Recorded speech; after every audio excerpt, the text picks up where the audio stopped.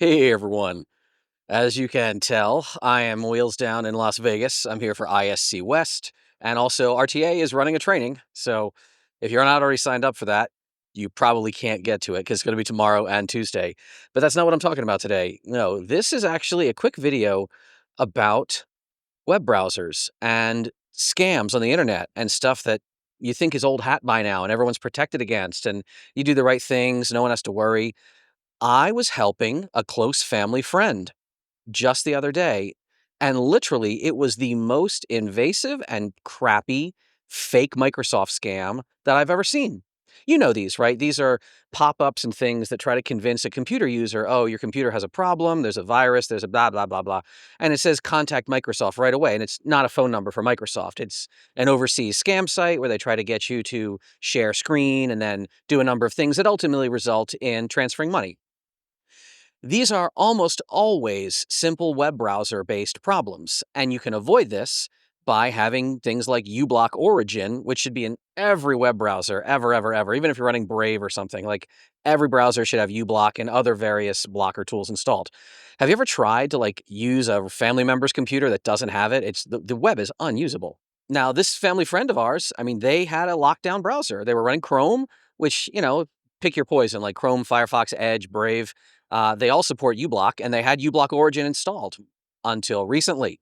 How many of you know Chrome deprecated what was called Manifest v2 as a style of add-on packaging, and uBlock is still written and packaged and released with this older type of module. So uBlock just silently disabled itself on loads of browsers, including this one. Now, you can manually re-enable it. I'll link some articles down below that have talked about this. But yeah, they were just unprotected.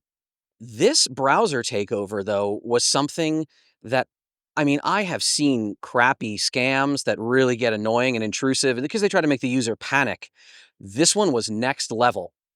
In addition to full screening and setting the homepage of the browser to this awful domain, which why is that still a thing? This was literally playing blasting siren sound. So imagine this, they're on a signal call with me and they say, yeah, let me get over to my laptop. And this just starts getting louder and louder. And this was what our phone call was like. And I had to try to talk them through turning on the video on a signal call and flipping the camera around and pointing it at their keyboard so I could tell them which function key would mute the freaking speakers on their laptop. But yeah, that plus this screenshot, like full screened, it was really panic inducing for someone who knows that scams are out there. And I thanked them profusely. I said, thank goodness you called me and Tara. You did exactly the right thing. And we were able to eventually launch, a remote tool so I could get in there and clean things up. And that's the takeaway, honestly. Some lessons and some ranting, right? One lesson: when's the best time to install a remote management tool on your relatives' computers? Whether that's TeamViewer or AnyDesk or hell, VNC, you name it, pick your thing, right? It's before they have a problem. There was no way that I was going to get them to download new software under these conditions. Also, they weren't going to be able to launch Zoom or screen share. Again, they couldn't use their whole PC. I was able to finally do a task manager launch and just fire up something. But really though, I am just going to be pissed for a while that all major web browsers, they shouldn't require uBlock Origin to have certain functionality, such as no web page anywhere on the internet, no script on the internet should be able to set your homepage anymore. How is that a thing?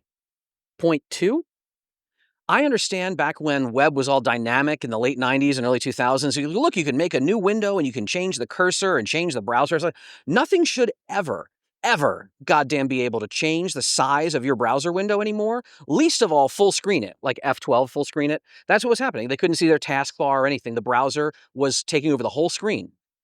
And finally, quite frankly, I really wish there was a way to make all web pages not be able to play sound unless you click and allow it. It's just like, do you wish to allow microphone? Do you wish to allow location? I would love that as a feature. Do you wish to allow sound on this web page? But really, honest to God, install uBlock and install a remote management tool on all of your loved ones' computers, especially if they're a little less computer literate, and find web browsers. Put pressure on. If you're a developer, add this as a feature in your web browsers.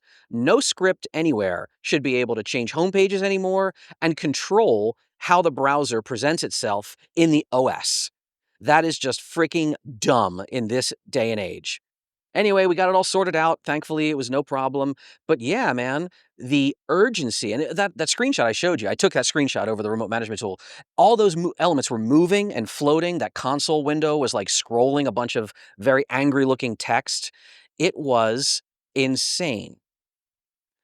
Look out for your loved ones and re-enable any really useful add-ons that might have gotten knocked out last week. Whether it's here in the physical world or just online, I hope you and all your loved ones have the right tools to keep you staying safe out there.